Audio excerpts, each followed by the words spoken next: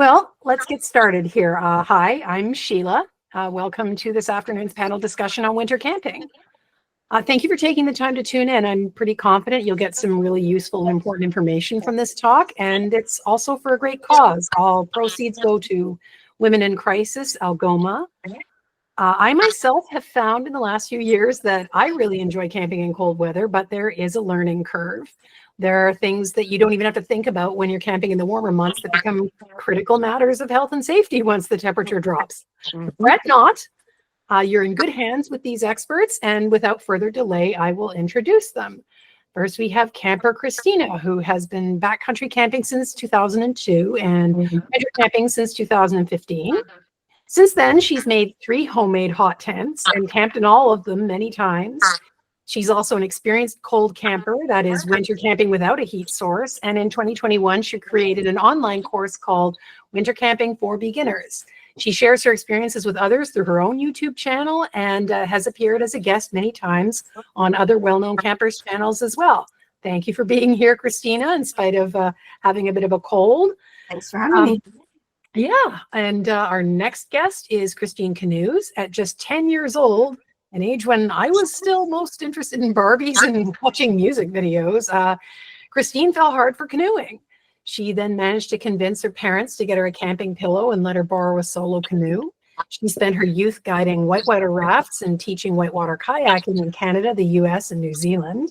She then earned her canoe instructor certification, and while she doesn't guide or instruct at this time, she still spends most of her free time outdoors and has recently started winter camping with hot tents, cold tents, and hot and cold tents. Welcome, Christine.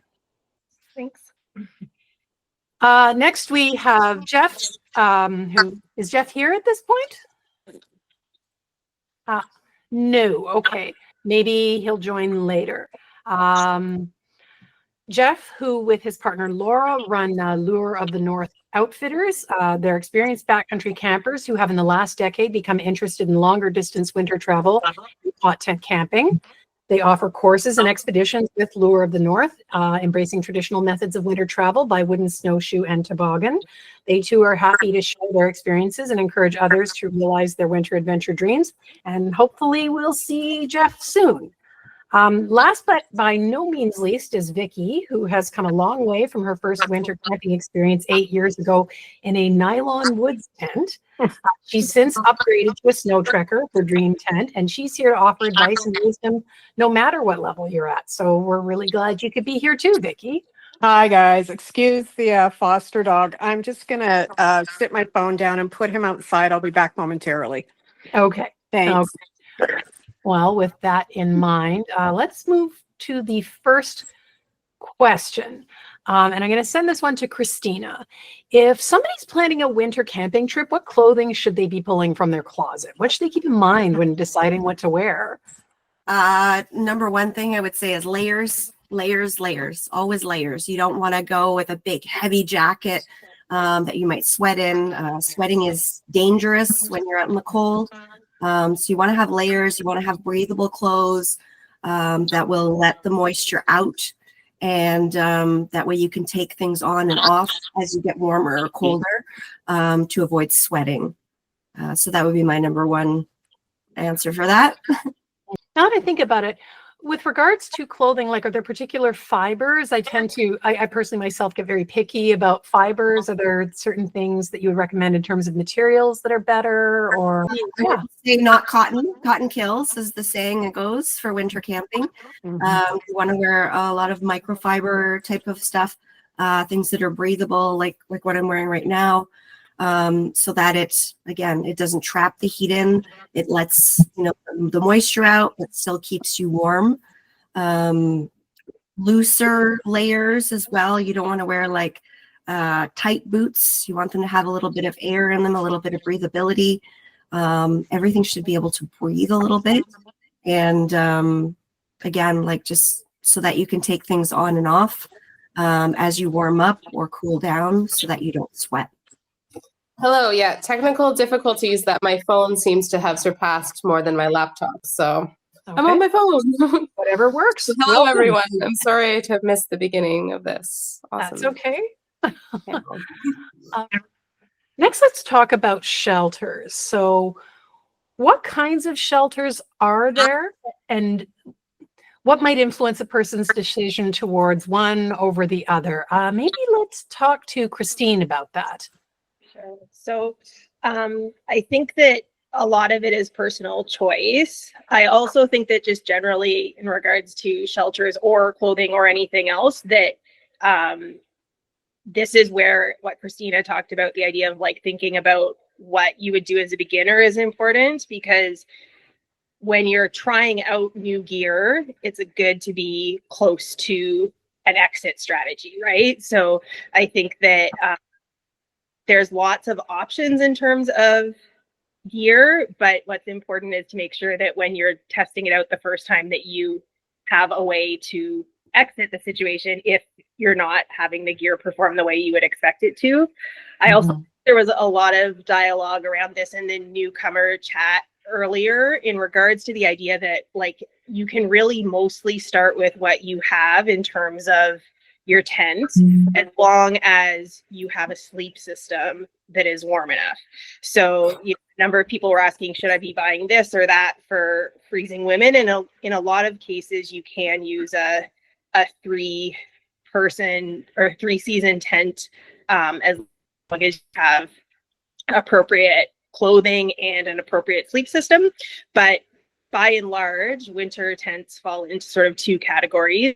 They alluded to already, Sheila, when you talked about Christina's experience, right? You talked about cold tents, which are basically similar to summer tents, but often have more options in terms of like the material. So they often will have screens that you can completely close, and then different levels of ventilation to make sure you vent your tent properly.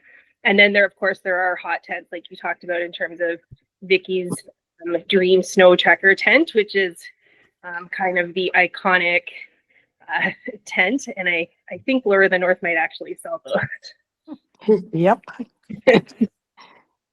Yes. Good to know. That makes it a little easier, I suppose, that if you're just starting out, maybe it's best to try with what you have first, as long as you've got these other things in place. Right. Okay. Yeah. That makes a lot of sense. In terms of, because you mentioned sleep systems, maybe I'll pass the question of sleep systems on to somebody else. So sleep systems, how do we keep warm? How do we keep comfortable? What's the best choice?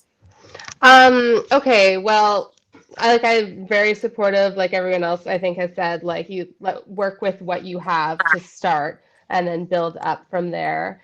So if we're looking at our actual sleeping bag kind of in our tent system, thermal insulation, like from the ground, is one very important part. The ground can suck the heat out of you. So you want to make sure you have a good insulating layer underneath you. So I personally like to use both a foam mat combined with a thermarest. You can lay down wool blankets as well.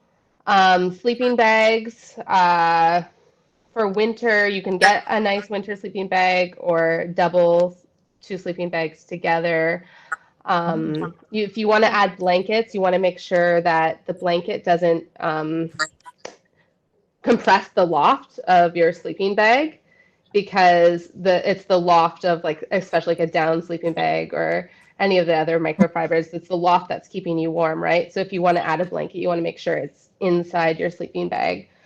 So those are just some thoughts off the top of my head. I also just wanted to think, like, what tips would I want to relay to you guys? And it's just important to not go to bed cold. So even if that means doing jumping jacks before you get into your tent, you want to make sure that you have your internal furnace working before you go to bed. Make sure that you've changed your base layer, so that if you've sweat in your base layer of clothes, you've completely changed your base layer so that you have no, like, moisture that your body is having to dry, as in addition to keeping you warm. And just another thing that I'll add is like a hot Nalgene is one of the most delightful things to take into your sleeping bag. So those are just some thoughts. I'm sure that the other panelists have like some things they can add. Though that's just one sleep system too. Like I think Christina, you might sleep with a cot. Do you? Depends on what tent I'm Okay. using, what Yeah. we're So doing. Yeah. there's like cots, there's hammocks, and that stuff that maybe other panelists would be more able to speak to. Okay. Okay. Yeah, it's good that you mentioned the keeping warm and you know and all these sort of things. It becomes a matter of safety, of course, and that's sort of where I was going to go next with this. Maybe Vicky, are you able to talk about some of the risks, the potential safety risks that are out there that we need to be mindful of? What? I think it all depends on what temperatures you're going out in. You really need, if you're just starting out, don't be going out on a night when it's going to be like -20, -30, because it's probably going to be miserable if your sleep system doesn't really work well for you. So to start out, lower, like higher temperatures where it's a little bit warmer. I think the first time I did it, it went down to -6 at the coldest. And it's another thing is don't be too far from home. Be someplace where you can get out quick and get someplace warm, and make sure someone knows where you are. Make sure you have some form of communication if you do run into issues. I don't know, other safety, I guess it all depends on really sort of where you go. I mean, if you're on Crown land in the back country, you definitely have to be aware if you're going to be near water, bodies of water, frozen bodies of water. You need to know the ice conditions if you're going to be crossing them, because if the ice isn't sufficient and you go through, it's not going to be fun. So you need to be prepared for stuff like that. You should be looking at all of this stuff beforehand instead of just saying, okay, hey, I'm going out here. I'm going to haul my sled across this lake and that's where I'm going to camp. You have to be absolutely prepared and very organized. It's really not something that you can just kind of jump into and hope for the best and just throw a bunch of stuff in the back of your car and say, I'm going out winter camping. I know someone personally who has had issues that have resulted from not being prepared and not having listened to the advice that she was given ahead of time. And she's had some not so nice problems because of that. You can't just jump into it and say, hey, I'm going to just go and do it. You've got to be prepared. You need to talk to people ahead of time who know, the ropes and have some experience, and just make sure you're fully prepared. Other than that, I can't think of anything else. But I think preparation is basically the most important aspect of it. Just don't jump into it half-heartedly. Yeah. It's sort of, it's like I said, right? It's, there are things that you need to think about a lot more carefully with Right. Winter camping that you wouldn't necessarily have to in other seasons. Does anybody else have any other safety tips that they'd like to add? I'll go. Yeah. Somebody touched on this earlier, but you really have to prepare, right? The first thing you want to do is maybe set up your tent in your backyard. Be home, right? Have a place to be able to go and get warm. Yeah. Test out your gear, test out your sleep system, make sure everything works. Have a backup, and then have another backup, and then have another backup, because you never know what's going to happen. My first time winter camping, I was in my summer tent. Yes, you can do that. It's not a problem. Hydro campground, hydro campsite, best way to go, in my opinion, after trying it at home. I brought a space here, an extension cord. My extension cord snapped in half. Things do not work the same in winter as they do in the summer. Right. You handle something roughly, it can break just like an icicle, it just snaps, which is what happened to me. I only brought one heater. It's 40-minute drive from New Lake to Huntsville. So thankfully the camp, there are hosts there at New Lake, which is great. They're always there to help you if you have a problem, which is something you want to look for when you're going your first time, to make sure, again, you've got backup, backup, backup. Now I always bring 2 space heaters if that's the way I'm going to heat my tent. You want to like just always think about everything that can go wrong, and just always have backups, because it's very, very easy for something to break or not work properly. My first time camping was in a summer tent, as I mentioned, at New Lake. I brought a space heater, I brought an extension cord, I put a tarp over my tent. I was sitting in there in my tank top. Didn't buy anything, didn't purchase anything new. It was all stuff that I had at home. You can do it. But again, try it out at home first, you know, where you have that escape. Okay, I can come inside if I get too cold. If this doesn't work, you know, you've got a backup plan. You don't want to go out there and then all of a sudden, oh my God, my hands don't work. It's -10 outside. Make sure you have gloves where you can use your fingers. You don't want to wear mittens. Mittens are the warmest option, but you need gloves too, because you've got to have that dexterity. You've got to be able to set up your tent, right? You need your fingers for that. Sometimes you need to do delicate things. So you've got to have a bunch of options. I always bring at least 5 pairs of gloves or mittens with me. Mittens are going to be the warmest to keep your hands warm, but gloves are going to be needed as well, right? You just have to think about absolutely everything. And I had a great time that first winter trip, because I had, as I said, the people who were there watching out over the campsite. They call them the hosts, the park hosts. They're usually around site number 9, I believe. I don't know if that's for freezing women or not as well, but they always have extra things. So you shouldn't need them, and you should try to avoid needing them. But I needed them the first time, and I was glad that they were there. But that taught me a very important lesson, that you always need to bring extra things, because things can break so easily out there. Once you have that, and you have a place to be warm, you know, and to dry your things, to dry your gloves, to dry your socks, to dry your gear, you're laughing. But you have to get to that point. You have to be able to set up your tent. You have to be able to do all the things with your hands that normally you don't need to do in the cold. And just that first step, you know, can really frustrate people and freak them out and send them home. So like Vicky said, you got to just plan everything out, and then have a backup and then another backup. And if you have those things in place, generally you'll be okay and you'll do well.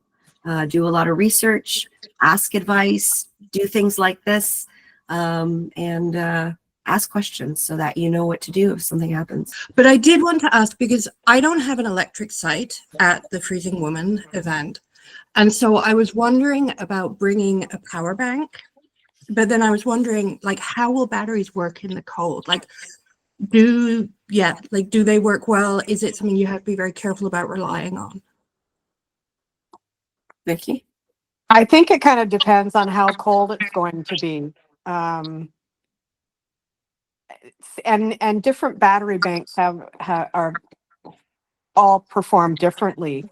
I know mine don't seem to last very long when it's really cold, but others might be okay. But I wouldn't want to rely on it. And not having an electric site might not necessarily be a big problem if it's not that cold, and everything, you've got all of the other gear to make sure that you stay warm. Well, thanks for the question, Sarah. That's a great one. Your phone's not going to work the same way it does when it's cold. The colder it is, the more it's going to give you trouble. Sometimes your phone will have 50% battery and it'll just shut off if it's too cold. I find that when you have a power bank, you just plug it back in, it gives it that boost to start back up, and it's working. Try to keep it warm. A lot of people will make things like little cozies for their phone, like you have for, you know, your water bottle or your drinks or whatever. Make a little cozy for your phone. Keep it in a pocket that's close to your body. So you use your body heat to keep your electronics warm. Keep your power banks in your sleeping bag. If you have hot pockets, like the little, a lot of people call hot pockets different things, hand warmers, keep those with your phone or your electronics, and that will help to keep them warm, and it will help to keep them working. Bring, again, extra. Always bring extra, because the batteries will drain faster in the cold than they do in normal weather. And like Vicky said, don't rely on just that. Have a lot of extra things to back you up. I usually, honestly, I just pop my phone inside one of my mittens, and it That would seems work great. fine. Yeah, I mean, you still lose your power a little bit faster, but it still keeps it warm. I'm kind of reticent about using the hot pocket things, though. And maybe that's just me. I use them for my hands and my feet, but I don't know about my phone. Anyway. Okay, and a question from Maggie next. Yeah, hi. Thanks, everyone. I just wanted to go back to, I have actually a couple of questions. One to do with the base, sort of insulating the base of a 3-season tent, and the other one about heaters. So I just wanted, with the base of the tent, if you have a 3-season, I know you were saying to put a foam and a thermarest, and but would you put anything else down, like any, like for the flooring, just to sort of help a little bit with the cold?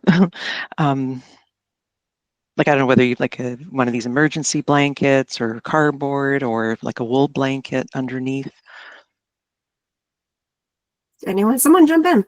I don't want to be the only one talking. So that's one of the Okay. questions. Lots of answers, though. What I did. Yeah, go ahead, Vicky. No, you go ahead. Go ahead. Oh, I was just going to say, like, in the hot tents, we have ground cover tarps, but we also, like, a luxury, if you're car camping, is to use those interlocking foam blocks, like the play mats or whatever. And I set them up for when I was winter camping with my 1-year-old last winter, and I had a toddler comfortably walking on the floor, and I'm very impressed. I think we got them at Canadian Tire, but you probably could have got them at the dollar store. The interlocking foam mats are like incredible. So I bring them as a luxury item. Hot tent camping, I'm sure the same in a 3-season tent. It would be lovely to have that if you've got the room in your car, because they're bulky, obviously. Okay, well, that's great. That's actually an excellent suggestion. And just another question with the heaters. So, what do you put at the base of your heater? Like, I guess I've never done this before, bringing a heater into a tent. And like, do you need some sort of, I don't know, like a cookie sheet or something to put it on? I do. I just bring a cookie sheet and put it on a cookie sheet. Yeah. Okay. And then just with the cord, just don't move it. And you just run the heater in the tent is I like would a suggest 3-season? bringing a power bar. I usually bring a power bar when I do, so that way you have a couple of outlets, so you can charge your phone and charge other things as well. Okay. Put the power bar in the tent, and then you want a really long extension cord Okay. to put in there, and you can either just wrap it with electrical tape, or I usually just put it on top of something like something that'll stay dry, just extra protection. But they are made to be outside, so I mean, as long as you're using an outdoor cord, you shouldn't have any problems. Okay, great. Thank you very much. Thanks. All right. Could I just mention one more thing about tent floors?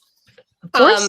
Okay, so I didn't think to mention it because we're going to be in Algonquin Park, and you cannot take tree boughs from Algonquin Park. But just in case you find yourself doing some Crownland camping in the future, putting down evergreen boughs onto your tent floor, if you're in a hot tent or open floor setup, is probably one of the most glorious, luxurious tent settings that you can have.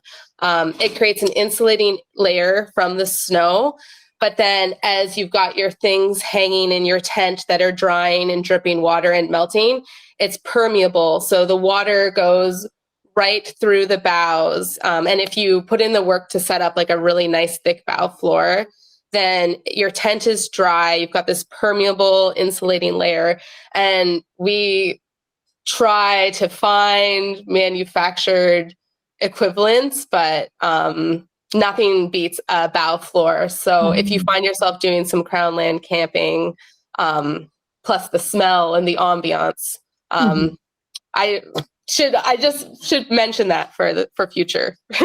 Oh, awesome. Okay, Christina? I just want to add, like, you know, your newbies, you're looking for something to put on the ground. You don't have to go out and spend money. Sun shields from your car windows are great for insulation layer. You want to get a rating of 5 underneath you as a minimum when you're in the winter. You can stack things to make that rating. So where a sun shield would be a rating of 1, you know, if you stack 5 of them, you've got a 5-hour rating. There's like the bubble reflectics that you can find at the hardware store, the silver stuff. You can use that. Yoga mats, the puzzle pieces similar to the puzzle pieces, the yoga mats. I have something called the reflectics mat. These aren't too expensive, or they weren't when I bought mine. This thing right here, you can sit on ice and you do not feel the cold coming up. This is what I put usually underneath myself and my sleeping mats. And that will give you some added warmth as well. Wool blankets, just layer a bunch of stuff on the ground. And the more you have, the warmer you'll be. Awesome. You don't have to build spend a lot of money on these things, right? Like, you can just bring a couple wool blankets from home, and, you know, your yoga mats or the puzzle pieces or foam, or all of these things will help insulate you and keep you warm.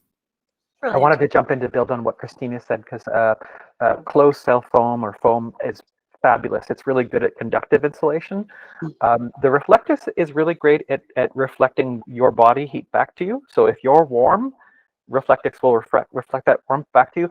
But if you're not warm, or say you're sitting on the ground, it doesn't have any conductive insulation. So like a Mylar blanket or Reflectix doesn't keep you from leaching out heat to the ground. So you do need, you know, conductive insulation, like closed cell foam or an inflatable, that kind of thing. This is one of those things that people talk a lot about. You know, you can save money and get Reflectix or a Mylar blanket. It actually could be dangerous because it doesn't have conductive insulation. So, Okay, all right.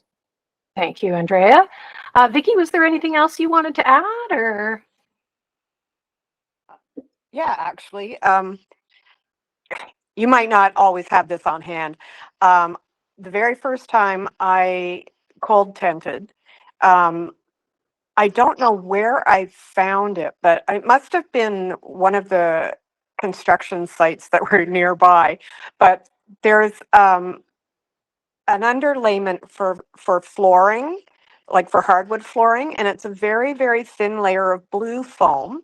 And on top of it, it has the silver reflective material. So it helps to keep your floors nice and warm when you walk across them. Anyway, it was just discarded. There was a whole bunch of it. And I just grabbed that and I put that in the floor of my tent. And then on top of it, I think I had a moving blanket. And then I just layered, and I actually didn't have a sleeping pad at all. I just layered a couple of old comforters, and I had wool blankets, and I had a fairly good sleeping bag. I think it was rated -18, and it only went down to -6. But the thing is, there are so many things that might just be kicking around at home that you may not actually have to go out and start spending a lot of money to get started. So, you know, whatever is available, go for it.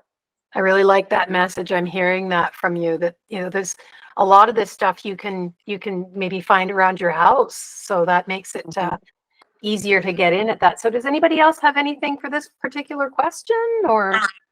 Sheila, I was just going to loop back to the idea of safety in general. So obviously cold is an important piece, but I think something else to just keep in mind is that a lot of times where people run into difficulty is when something doesn't go according to plan, like they get hurt or something like that. And people, as a general rule, are not as good at packing when they think they're going out for a day trip versus when they're going out for an overnight trip. So particularly in the context of youth, likely a lot of us will be doing day hikes. And it's important to keep in mind that like things can go wrong when you're 5 kilometers from the highway to on a day trip. So just making sure that you've, you know, packed appropriately in terms of both clothing and also like food, water, having a way to communicate if something goes wrong, or a plan if someone gets hurt or something like that. So cold is obviously probably the most pressing issue in the winter, but these other things do often play in, because most accidents don't happen, or most things that go wrong aren't because of one thing. It's usually because of a series of lemons. James Rafton writes about that in his book about a fairly significant accident that happened in Ontario, with a school quite some time ago, called Deep Waters. But the general principle that usually it's not one problem, it's a series of problems that leads to a big issue, I think is important, because it's easy to like walk away from the highway thinking, oh, we're just going hiking for an hour, I don't need to be too prepared. And particularly in the winter, there are some risks there. Thank you for that. Let's move to the next question. I can see Teresa's been very patient. Thank you for that. The floor is yours. What's your question? Hi, I'm going back to the floors in your tent, because this is my first time attempting to do this with a hot tent. I've had my stove and had 4 or 5 fires in my backyard, but living in Brantford, there's not snow, so I don't know what to expect, or what to put under my stove. I know you were saying the foam mats. I've got a tarp. I've got some floor mats. I'm just not sure. Can I put my stove on those? Should I leave my ground? Should I leave that section of my tent bare? But then will it get muddy? Because I don't. This is what I'm trying to figure out, so that I don't trip and fall and have melting ice if there's snow. And because this is new to me, so as I'm trying to envision how I'm putting everything together. Because obviously your stove can only go in one place in your tent, but I'm not sure what to do with the floor space around that for safety. That's a great question. I'll throw it over to the others, but I mean, that was certainly one of the first things that the first time I was in a hot tent, it was something that had not occurred to me, but thankfully the person who was bringing me on this trip did know what to do. There are options, and yeah, because the concern is the material that you put on the floor for a hot tent. Yeah, you want to be careful. A lot of the time, you don't want it too close to the stove because it could melt and damage things and potentially even cause a fire. I know that we sometimes use a welding blanket, is what it's called. It's a heat-proof thing, and that's what goes directly underneath the stove and creates a layer between the ground and that. But I want to throw it back to our panelists here to see if they have any other suggestions or things, because I mean, I know that we use a welding blanket, but I feel like the panelists here would probably be able to tell you a lot more. So Christina, if you want to. Well, I think for freezing women, you're probably, the way the season's going, you might not be dealing with too much snow, but one of the biggest things in a hot tent that causes a lot of issues that people don't think about ahead of time is melt. And if you're on snow, and especially you're going to Mule Lake or a campground, they plow the campsites. So the more they plow the campsites, what happens is layers and layers of ice get built up. So when you go to put your tent down, you might think you're on the ground, but you're usually on a few layers of ice. And what happens is when your stove starts getting hot, obviously that's going to start melting, and all of a sudden you've got a big swimming pool in the bottom of your in your tent. And a lot of people don't think about this. So one, you want to insulate underneath your stove. What I use is the puzzle pieces when I call it glamping, car camping. I use the puzzle pieces to insulate underneath the stove. I use it on the whole floor. Then I put a piece of plywood down. I'm not really sure why I do that. It's just always done that. I like to have my stove on something hard, like that's not going to melt. And I'll put down, like Sheila said, I get a welding blanket. They sell them at Princess Auto. You can buy one. They used to be $9.99. I think they've gone up to $20 now. But you can cut them. You have to be careful because they fray just like a knit sweater. So what I do is I put masking tape, and then I'll cut them. So I have one for each. I have different tents, so I have one for each of my stoves. But I'll put the puzzle pieces down, first a tarp, then the puzzle pieces, then the welding blanket just around the stove, and then the piece of wood underneath just to kind of keep the stove secure. I find like all that stuff is kind of a little squishy, so I want to make sure the stove is solid and it doesn't move. And that's how I set up mine, and I've never had a problem. I can go 3 or 4 days and I never have melt. So you definitely want to make sure you insulate. If you can, bring a shovel and scrape all the snow wherever you're going to put your tent. Try to clean it up. If you get the ground, you're even better off, and you won't have to worry about it at all. I wanted to add to that actually, because those are really great ideas, Christina. The other thing that I do is I have these silicone sheets, like they're high temperature silicone. They're a better insulation, because the one thing I discovered the hard way is that the welding blankets are great; they won't burn, but they will conduct heat. And so we had the embers from the wood stove land on the welding blanket, no problem; it's not going to burn. But it did melt what was underneath it. In this case, it was some foam tiles. So the silicone sheets, and they're like, I don't know, 20, 25 bucks each. If anybody's interested, I from time to time share about them in the Freezing Woman group. So what they do is they'll actually protect from heat.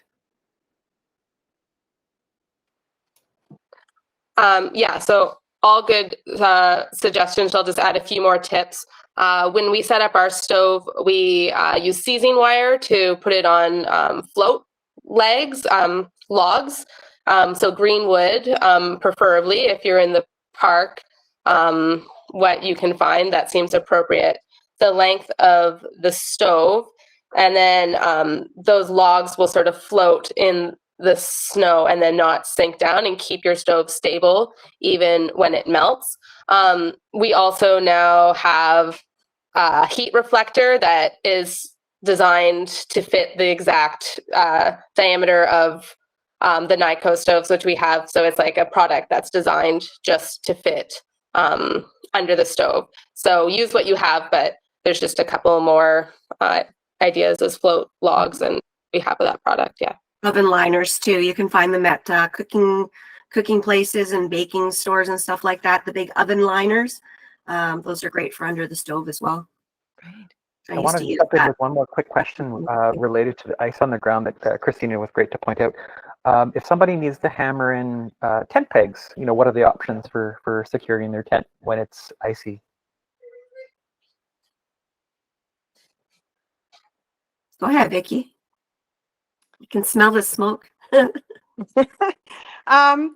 There are specific ice pegs that you can get, and I have some of those. But the first ones I got I got them on Amazon, and they look like a 9-inch nail, and there's a little hook thing on them that you can put your guy lines through. And I had just a tile hammer, like a tile hammer that you use for tiling floors. So I would hammer them in. And the nice thing about having that tile hammer is when you have to get them out, and it's not always easy, but the hammering thing makes it a little bit easier. You just tap the nail on the side a couple of times, and that loosens it enough to pull it out, and it's quite easy. The other ones that I have are, I think they're from MSR. And I prefer those more if you're going to be in snow and you can do the what do they call it? The dead man's Anchor. yeah, the dead man's anchor. They're better for that. But and a lot of people just get actual 9-inch nails at Home Hardware and use those. But again, have a tile hammer or like a small hammer for helping you to get them out. Other than that, if you're in the back country, you can use pieces of wood. If you've got a dead branch kicking around, and cut it up and carve a point into the end of it. You can use those. It all depends on where you're going to be. Great. Little trick someone taught me, Don Grant, who winter camps a lot. The common nails are a game changer for me. He introduced me to those, and I've been using them ever since. A lot of the other stakes will bend and break. They go into the ground great. They go into the ice great. Sometimes, like Vicky said, you tap them on either side to get them out. What I generally do now, the last morning, I always put a pot of water on the stove if you're cooking with or if you're camping with a wood stove, and then just save that hot water. So you can just kind of pour a little bit in there, and it'll just melt the ice and help you to get your steaks out. Yeah, that's great. Okay. Let's go to, or did anybody have anything else they wanted to share? Oh, I was just going to say, if you are in snow, then you can just use a horizontal log and bury it and use that to pull your tent out, Oh, to pull the side of your tent out. yeah. Okay, that's great. Awesome. Okay, so let's go to Shona, who also has a question.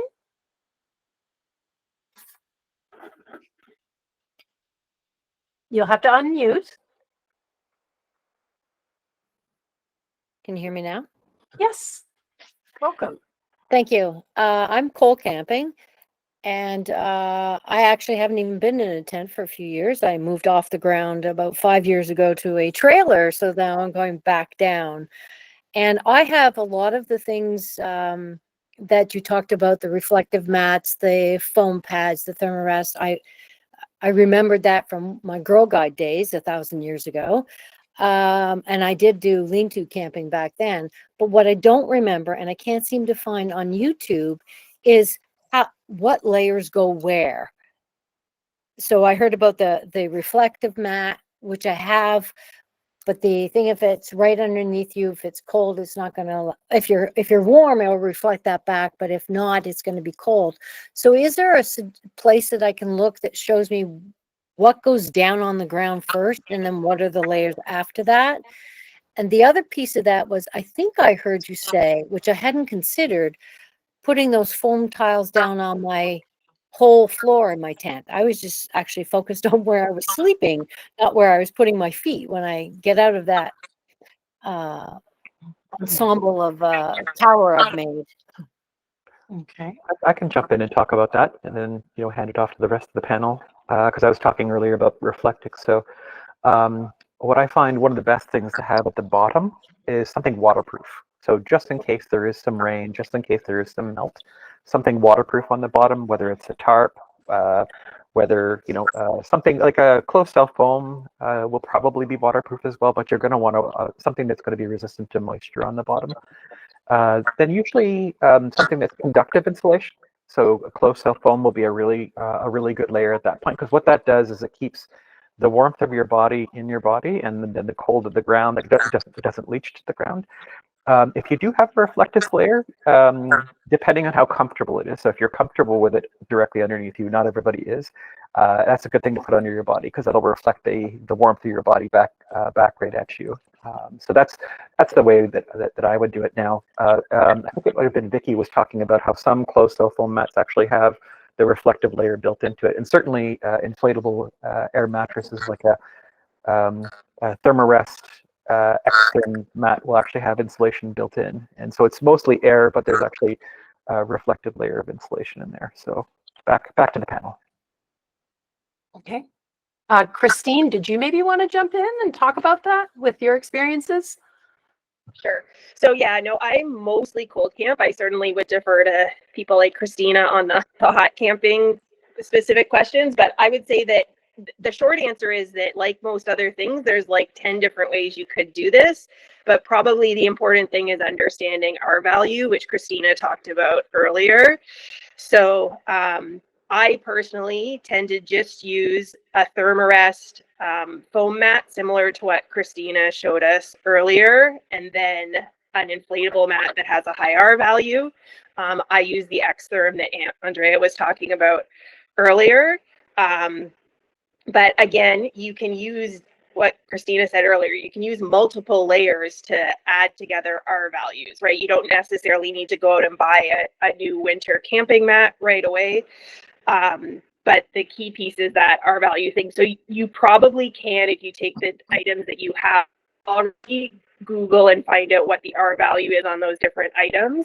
And it really does depend on you personally, if you're a hot or a cold sleeper.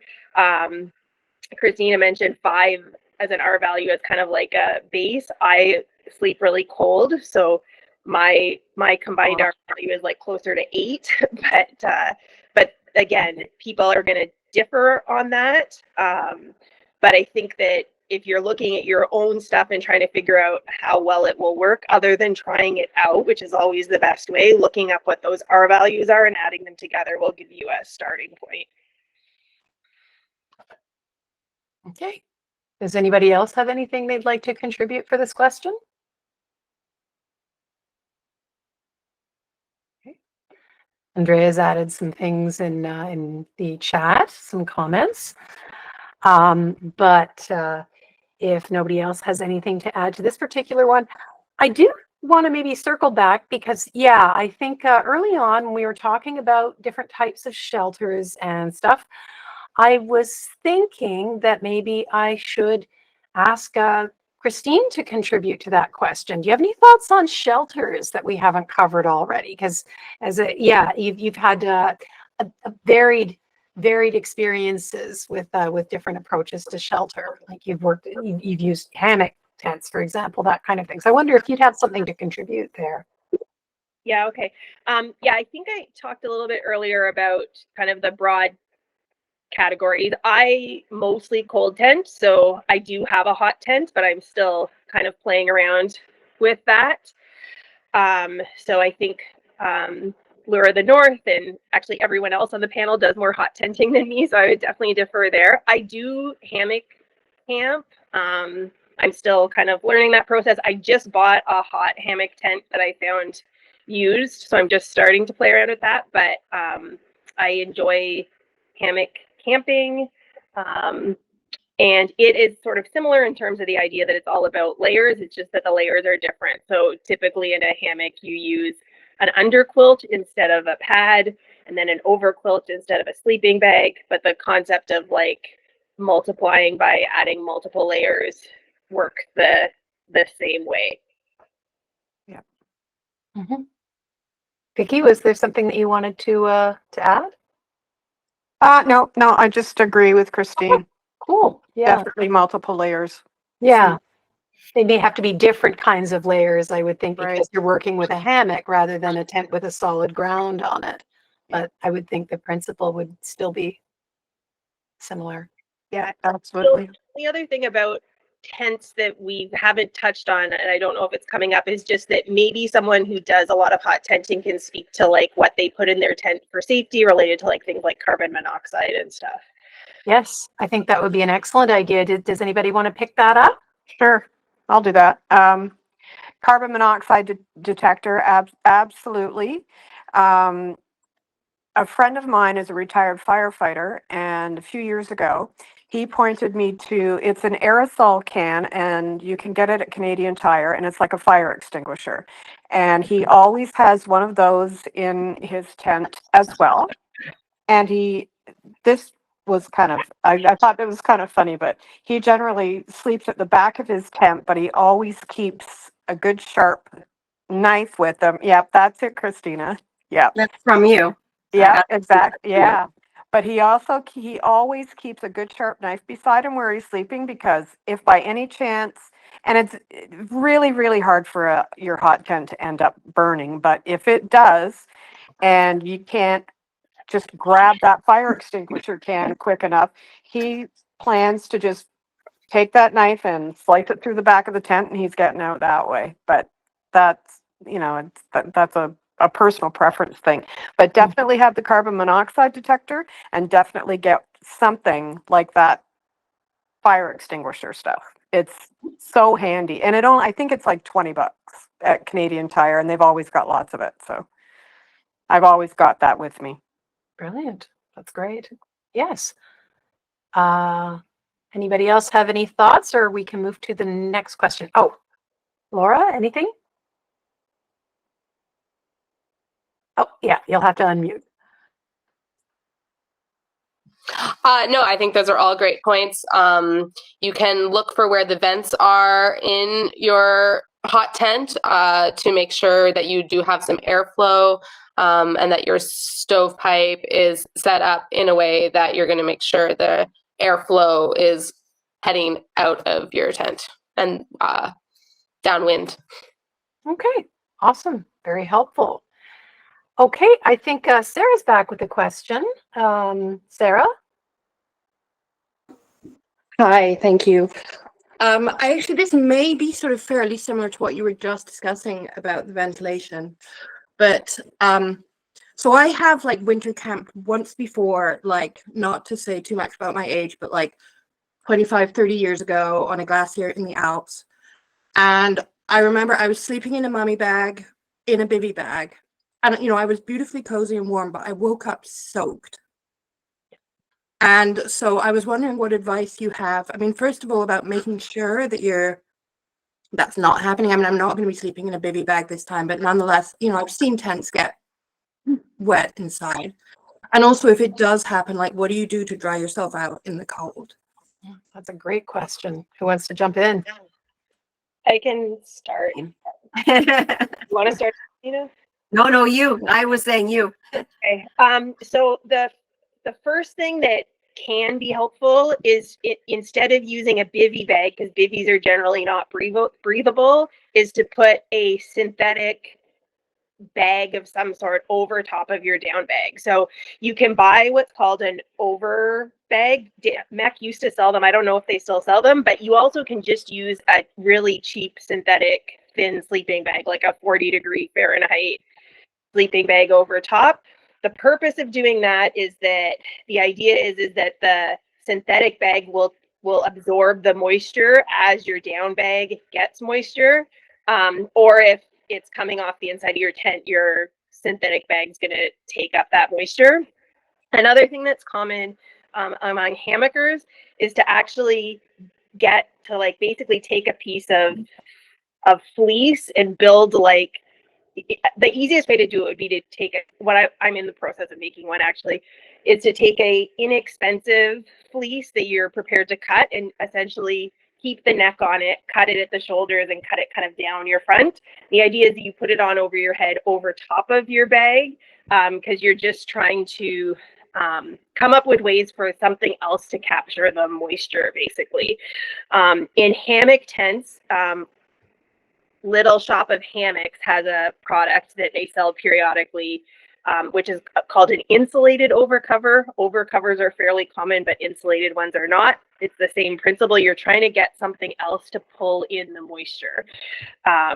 So anything you can do to try to get something other than your down bag to take the moisture is good. Ventilation is also important. So if you, it's tempting when it's cold to close up every single spot on your tent, but you really do want to leave some airflow within your tent so that you're less likely to get the condensation. If you're completely cold camping, there's not a super good answer to what do you do if your stuff gets wet. Lure the North's website talks about why this is a great reason to hot tent, because anytime your stuff gets wet, you just turn on your stove in your tent and dry it all out the next day. It is a reason to consider, particularly if you're like eventually trying backcountry, to consider a synthetic bag. I love my down bags, but an advantage to synthetic is that it does work better when it's wet. So those are trade-offs that people have to sort of think about as they make decisions. But I think this also comes back to this whole, it's important to test your gear out, and what Christina said earlier, which is that bring lots, right? So, if you throw in a couple of extra blankets in your car in case you have a problem with your sleeping bag after the first night, all of those things will help. In the context of freezing women, you could probably throw your sleeping bag into your car, go for a little drive, blast the heat. You could make, if you had to, you could drive into Huntsville. It doesn't take that long to dry out a down sleeping bag. So for the purposes of freezing women, there are, solutions, but that's all I have to share. I wonder, just to interject, I wonder if there's value, and I think all of you would probably know better than me, just I am at a certain point in my life where sometimes I wake up with sweats, and I know that there's some value in just even at home. I use sweat wicking pajamas, things that are made out of bamboo or modal or something like that. And I'm wondering if it makes sense to have a layer like that underneath everything, or like, is there something that a person could wear that makes it less likely to happen? Or Yeah, Sheila, I think it depends on why the water, right? So like yeah. like choosing good underlayers, definitely. But even if you make those good choices, you still could end up with like your tent dripping water sometimes. Oh yes, absolutely. So Yeah. Anybody else have any advice to offer about getting sweaty or things getting wet? Or I'll just reiterate what other panelists have said. Like, you don't want the layer closest to your skin to be cotton. So even if it might make you sweat, like a synthetic or wool base layer is not going to take the warmth from your body in a bad situation. So even your sleepwear should be not cotton on your base layer. yes, 100%. Yep. Okay. Well, we don't have anybody else asking a question, but I'll tell you what, how about we could talk about food. There's a fun topic. What kind of food should people be bringing on a winter camping trip, and how can they cook it? I'll start. Prepare everything at home as much as possible. If you're in a hot tent, you got the wood stove, you're good to go. You can make anything you want. The wood stove is great to cook on, to cook under. You can bring anything and everything. But when you're cold camping, Christine will tell you, she's the expert on that, but cook as much as you can at home so that you don't have to worry about, again, the fingers, right? Having your hands out in the cold and doing little things with your fingers and cooking things. Everything takes longer in the cold. You want to keep your fuel in your sleeping bag. You want to keep it as warm as possible so that it doesn't freeze up. Try to get all season fuel for your stove. The first time I winter camped, actually not camping technically, some people would call it, but I was in a yurt with my mom, and I went outside to cook on. I had one of the Coleman stoves before I got all my other fancy gadgets, and I went to crack the eggs and they were frozen solid. So you've got to really think about your food, because you're not now trying to keep things cold, you're trying to keep things warm. Yeah. A lot of people will bring a cooler and you bring a hot Nalgene, put a hot Nalgene in there to kind of keep your food from freezing. But really, like, the easiest thing to do is just pre-cook as much as possible. If you're just starting out, it's just really the easiest thing to do. Also, that first trip I had a yurt, I brought a crock pot. We just plugged it in and put some stew in there and stuck it in the car and heated it up. Heating up things is usually the best way to go. It's just the safest way and the easiest way. And then you can kind of start playing with it from that. Your water's going to freeze depending on the temperature. So you've got to kind of be cognizant of that. And Christine can probably talk more about the cold camping stuff, because as she mentioned, I'm mostly hot tent now. I do cold camp occasionally, but I mean, why be cold if you can be hot? I don't really get it, but My sentiments exactly. those are my few little tips. So Of course. Any other tips on food, people? Yeah, Laura. I can just add some things. I'll just focus on hot tenting as well. It's very cool because you can just, like, my favorite first meal or second meal night is chili, right? I make it at home. I put it in like my silicone freezer bags, put them in the freezer, and then they just stay frozen. Like, you're not dehydrating food and worrying about it staying fresh. So then I'll heat up my chili and then make bannock on my hot stove in my tent, so that I'm still making something, but like I've got my quick, easy meal. I just wanted to, like, I guess, mention like some of my favorite tips. If you bring a large thermos and those packets of soup, then in the morning you can just boil water and like put the soup mix in, pour the boiling water in, and then for lunch you've got hot soup. Like even if you're out on a hike, you've got hot soup with you ready to go. Maybe bring a thermos of tea and a thermos of soup, but that is just an absolutely delightful lunch. I even have made grilled cheese ahead of time, and then I just like heat it up on my stove. So if you're hot tent camping, maybe bring aluminum pie plates, because you can put those right on the stove. Also, if you have the aluminum mugs, you can put those right on the stove to heat up your tea in the morning. So like, oh, you're like back doing something, your tea gets cold, you can put it back on the stove to warm it up. So yeah, soup, grilled cheese, chili bannock are some of my favorite, I guess, hot tent or camping in general, but those are really great winter camping things. The other thing I'll mention, I mean, there's all sorts of meal ideas we could talk about, is if you bring, it's good to have snacks, right? Like winter camping, you want to have lots of calories, lots of oils, and to keep your, because your body is having to work hard to work up all that heat. So you want to have snacks available all day. What we like to do is bring Nalgene with a nice open mouth and have a trail mix with candy and all the good stuff in the Nalgene instead, so you're not fumbling with a plastic bag. So Nalgene or other wide mouth twisty top equivalent with snacks, so that any time of the day you can just reach in and fuel your body. So those are, we could probably get more into cooking, but those are just some things I wanted to relay to this panel or this workshop. I just throw into cookie sheet.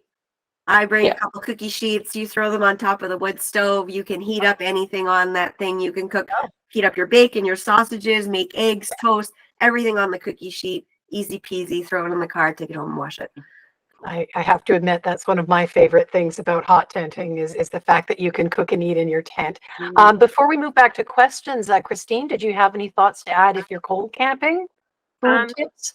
Just a couple of things. First of all, for freezing women, it could be hot or it could be cold. So just people should like pay attention to the weather. You might actually need to plan to make sure your food stays cold enough that you don't give yourself food poisoning, or it could be cold enough that you have to figure out how to not have all your fruit freeze into an ice block. So we're just kind of in that shoulder season time. So it's just last year it was on the warmer side, so that was more of an issue.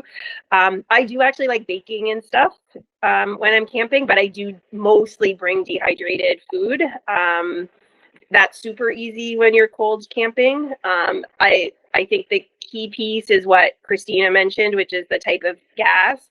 So I use MSR stoves. I use a Dragonfly or a Whisper Light or something like that with white gas. But yes, there are a lot of stoves that people use in the summer that are going to be challenging to use in the winter. I took my summer stove on a little trip recently, and it's definitely not too cold yet, but I could already notice the difference in the functionality of the gas. So definitely there are some types Keep of your lighter warm. Yeah. Keep your lighters warm because they will freeze. So I always stick one in my sports bra, keep it close to my body just to make sure you can get some fire, because sometimes those things don't light when it's cold. Good tip. Thanks, Christina. Okay, I think we can go back to some questions. I believe Vanessa has something she'd like to ask.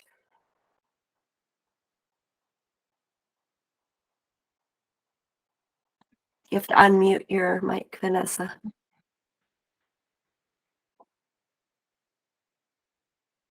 How about now? Can you hear me? Yes. I had to go through the different mics. I have two questions. My first question, I'm coming with my mom. She asked a question earlier, but we did not end up ordering wood from that group order. And so we were wondering, do you anticipate that the park will be stocked with some wood that we could buy there? Or is it something where we might have to look into getting stuff outside of the park for stuff that maybe works better? Any suggestions there? Yeah, I think by default, if you can avoid buying the park wood, that's a pretty widely accepted reality for campers at any time of year, is that park wood is usually the last resort. I can jump in and answer that. Yeah, for So sure. if you're coming from the east side of the park, in Whitney, behind the pharmacy, and I will post in the Freezing Woman group where the coordinates are, a gentleman named Richard Shala has a firewood for sale booth, and his stand, I guess is the right term. His stand always has dry wood. So he's on the east side. I've also learned about one on the west side. I think it's in Dwight, but I'll post it in the group as well. So those depending on whether you're coming from east or west, there's those stands to get wood. It's possible the panel knows about other locations as well that Yeah, are excellent. I think our community can probably provide some guidance on that, because the general answer is that yes, there are places outside of the park that do sell wood all year round. So does anybody? Yeah, I was going to say, Christina, is there anything? Those places are both great. I just wanted to add, I mean, if you do end up with wet wood, which is a good possibility, you've got a wood stove and you're hot tenting, put the wood underneath the stove. It makes a good barrier, of course, to keep from the melt from happening as well, but it'll dry out your wood while you're burning other wood. Very good tip as well. Anybody else have anything to add?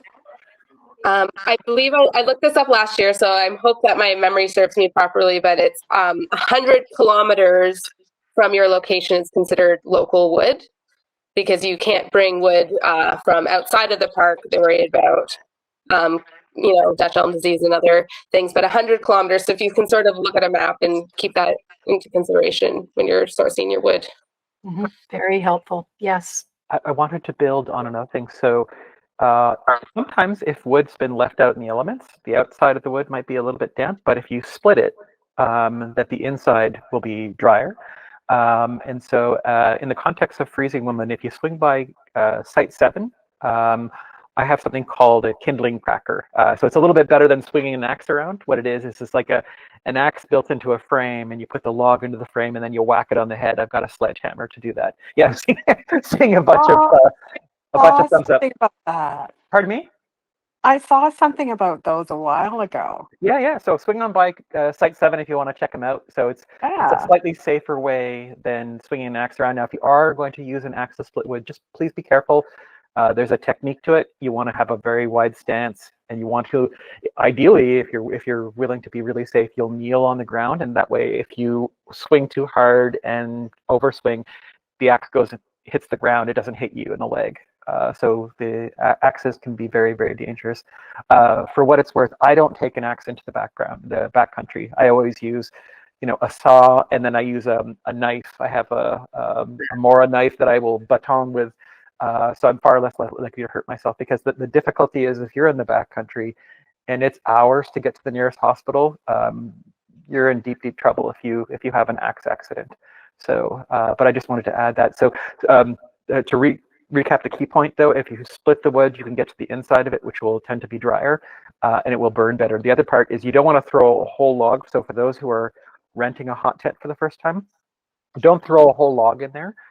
You'll want to split them up into smaller pieces, maybe about the thickness of your wrist, and they'll burn a lot better, produce a lot more heat for the amount of wood. So that's very useful to know. That is a safety thing, not to get too into it. But yeah, obviously axe injuries don't play. So if you can avoid using one, that's probably the best approach. Sorry, go ahead, Laura. I just wanted to echo what Andrea said about the kneeling technique with the axe is what I use, and it was a game changer for me with how comfortable I felt using an axe in the backcountry. So it's worth looking that up. Hopefully there would be a YouTube video. If not, maybe we should make one. But what I was taught to do, I'm gonna just go into it a little bit more, because I really think it made me more comfortable when I had to split. Was you get a larger log, and then you would for our wood stove, you want to make sure that all your wood pieces are the length of like your hand to your elbow. You don't want anything longer than that, is sort of the general rule of thumb. So you want everything to be cut to about that length. And then you balance it on a larger log, and then kneeling, you would use your axe and hit the end of the piece that you're trying to chop, and then it would split down the log. So I feel like I still need to give a picture. That probably wasn't a full enough description, but it is a game changer. So maybe we can find a way to transfer that information better. But I really like it. That's all. Yeah, we can do a demo on freezing women. Yeah. Yeah, we do have workshops this year. So if anybody wants, we'll put it on the board. You can swing on by and see how to prepare wood. And we got a few things like the kindling cracker, and we can show you how to use a knife and other techniques. Yeah, those other techniques are great too. Just Yeah, some demos. Okay, so let's move to the next question because I think we have another one here from Teresa. Teresa, you have the floor. Thank you. Two things. First of all, if you swing by site 22, I also have a kindling cracker, so I'll be using that. Best invention ever. Second thing, going back again, first time hot tenting. Maybe in my brand new tent that Lure of the North is bringing to me, because I know it's been ordered and shipped to them. Second of all, cooking in a hot tent, and this goes back to my Boy Scout days where there was never food in a tent. So if my brand new snow tracker tent is going to be winter only, can I cook in it? If I'm going to be using this tent for other seasons, should I not be cooking in it? Oh. Because now I'm wondering, or anyone experienced that, because I traditionally hammock camp. In fact, this tent has also been made to hold my hammock, but I'm not sure if it's going to be an all-season tent or just a winter tent. But I know from my 30 odd years ago with Boy Scouts with my sons, food was never, ever, ever in a tent. So I'm just now trying to figure out how I balance that. Because I will be bringing my hot stove, but I was actually thinking of cooking on my Trangia stove just because I didn't think I was supposed to cook in my tent. Okay. So, help, please. What does everybody think here? I know my experience has been we only use ours in the winter, so we've never had any issues. But is there anybody else who can speak to that situation? Because I admit I haven't thought of that. Just off the top of my head, I'm thinking if you're cooking in it in the winter, any smells that might linger in it aren't going to linger into the other seasons. But I definitely would not be actually cooking in it in the other seasons. Does that make sense? No. Sounds right to me. That's what I would go with too. Yeah. I definitely not cook in it. I'd cook with my Trangia or my Whisper Light. I was just wondering about that, like, bringing it home, airing it out, but how. And again, this will be my first experience with a canvas tent. So how do those odors stay trapped or not stay trapped, or anyone? I honestly wouldn't worry about it myself, but if you get attacked by a bear, don't come after me. Thanks, Christina. You're such a help. I mean, cooking. They're very tent, breathable. I mean, I don't glorious. see it hanging around. I can't see that odor staying there that long. No, not as long. I mean, usually when you're hot tenting, you have to air it out anyway. You have to dry it out if you've gotten snow on it or there's ice on it. So you have to make sure that it gets good and dry, so it's getting aired out really well. So I can't see the smells from your cooking in the winter lingering. I mean, unless you splattered grease or something on it and you bring it home and you keep it packed away in a duffel bag somewhere, then I might be a little more concerned. But I mean, rule of thumb is you have to dry it out, you've got to air it out. So I mean, chances are really, really slim that those cooking odors are going to remain. Thank you all. Yeah. Might have seemed like a dumb question, but I just know from decades of telling Boy Scouts not to take any food in their tent. Yep. Of course, which is absolutely fair. I think it also depends on where you're camping, because like Bear's sense of smell is actually much better than ours. So I'm like super conservative in everything related to safety. So I would not ever use my winter hot tent, which I don't use as much as these guys, but I would not use mine in another season because I wouldn't use a tent that I'd ever cooked in during a season where a bear would be out. But like I think people have different tolerance levels. I have to agree with you. Honestly, I probably wouldn't use my hot tent in other seasons either. No, I'm not particularly worried about the scent like hanging around, but still, I think it's, if you're new to it and depending on where you're going to be, yeah, maybe just use that hot tent for the winter. But personal preference only, and yeah. Okay, cool. All right. Question. So we've got about 10 minutes left.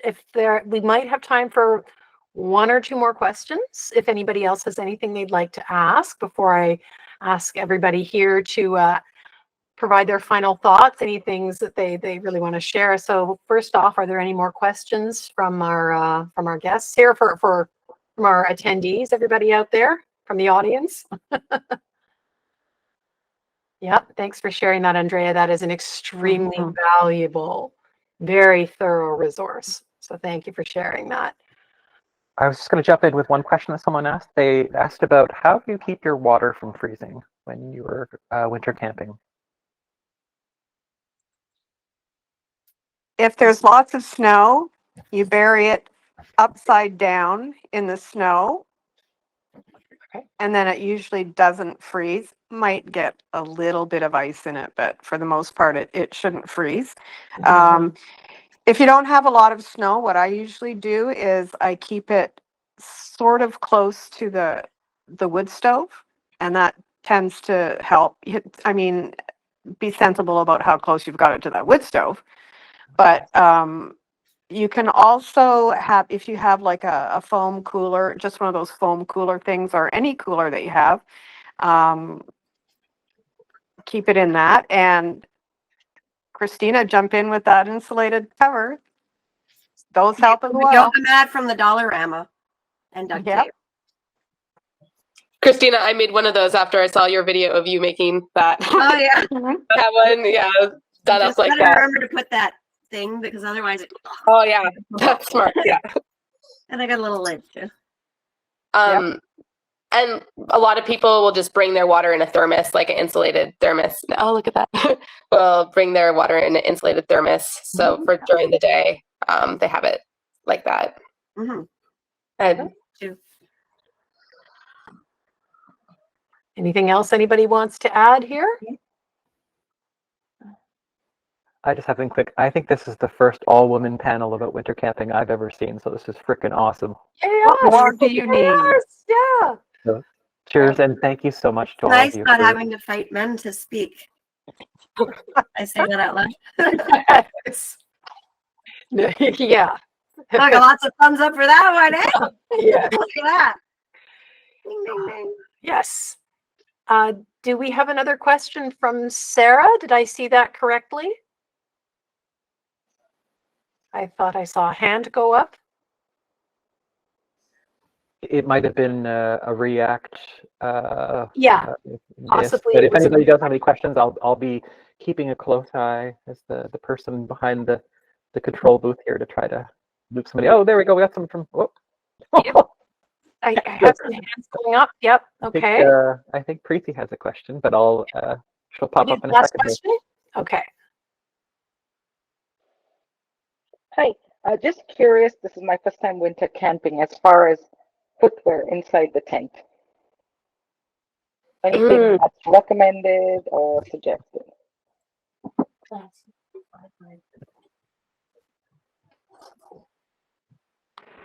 I got a little booties.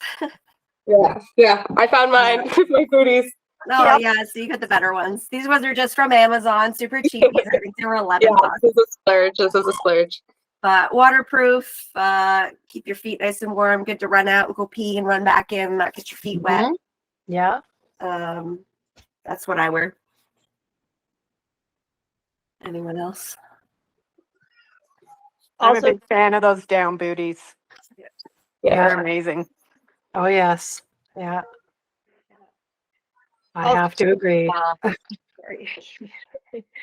Just looping back to what Christina said at the beginning again about like having multiples. I think that like having multiple socks, having layers of socks, having socks that are different sizes so that you can comfortably put more than one pair of socks on without squishing your feet because they don't work if they're squished.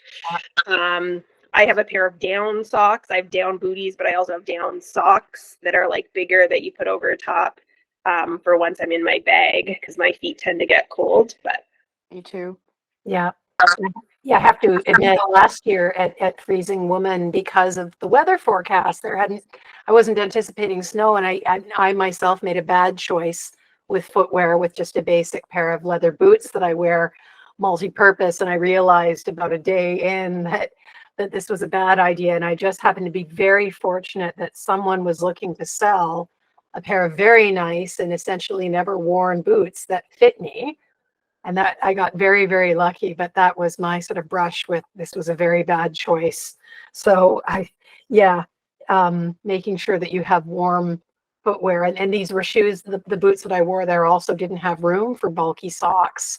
And it was just one of those things that kind of slipped my mind and I didn't think about that way. So yes, it's very important. Thank you for sharing, everybody. Yeah. Okay.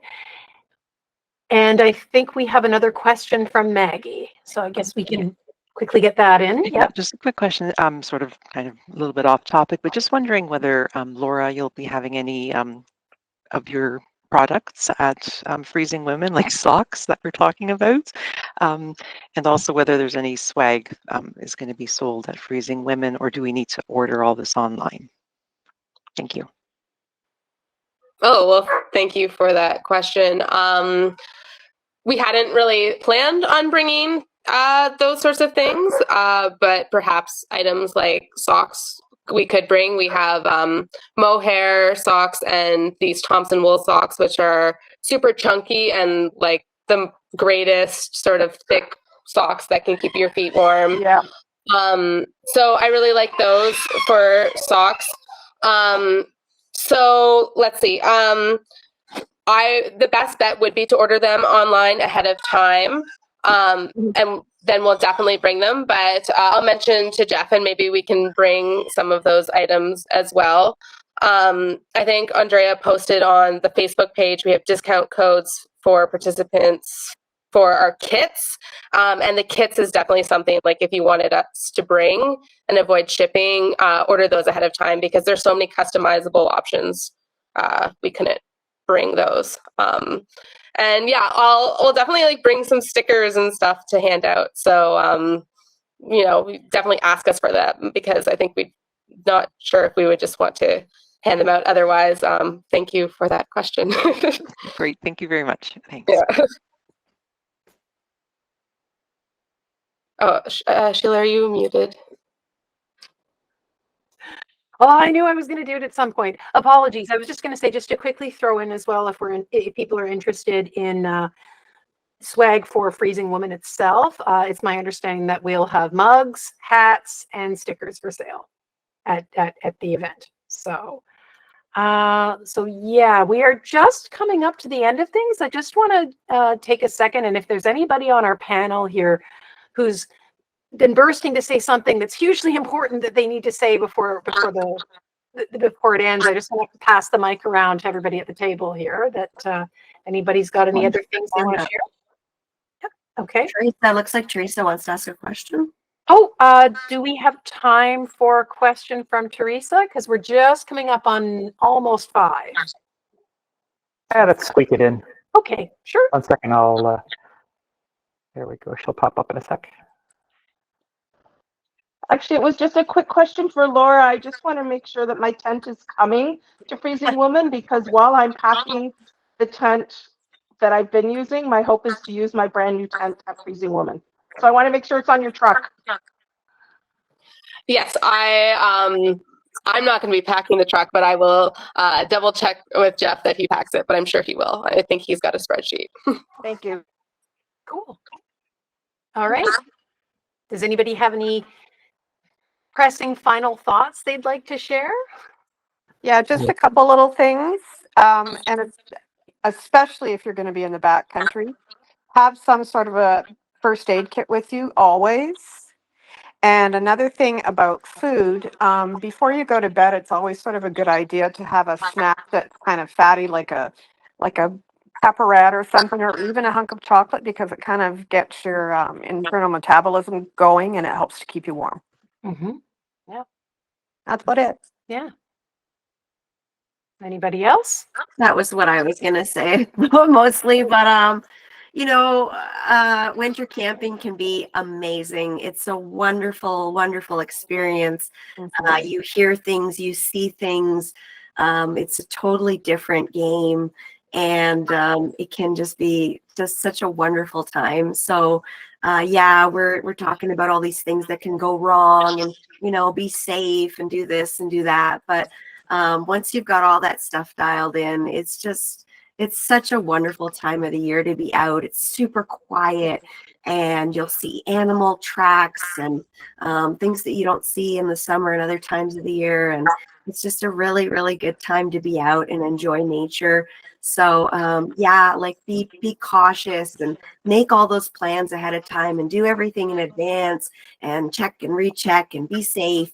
But when you get out there, have a good time. It's such a great thing. It's a really great experience. And for me, like, I hate the cold.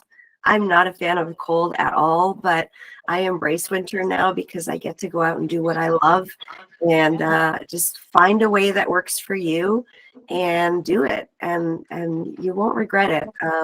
Just have a good time. And if you need help, ask someone. There's always people around to help. And I hope everyone has a great winter and great adventure. Yeah. Well said.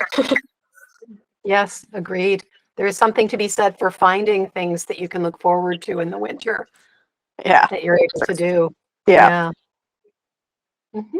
Sheila, Anybody else? yeah, I would just add that as people are starting to think about gear and developing, gear that's viable, that if you haven't, you should go check Lure of the North's website, because they have an excellent personal gear list and group gear list. And their gear lists include both what's called budget stuff, but nothing in winter camping is really budget stuff. So the less expensive version of things, as well as kind of a higher end version. So it's a very comprehensive list, and it's a good place to start if you're trying to get an understanding of kind of what are the range of things you need to be self-sufficient. Yeah, I think keywords Lure of the North personal gear list will get you there. Right. That is just terrific. Well, I think at this point we're at the end of things. We're just a little after 5. So if nobody else has anything, I will just thank all of you for participating. Christina, Christine, Laura, Vicky, Andrea, thank you all so much. And thanks everybody for showing up. This is great. We hope that we've gotten you guys excited and maybe a little less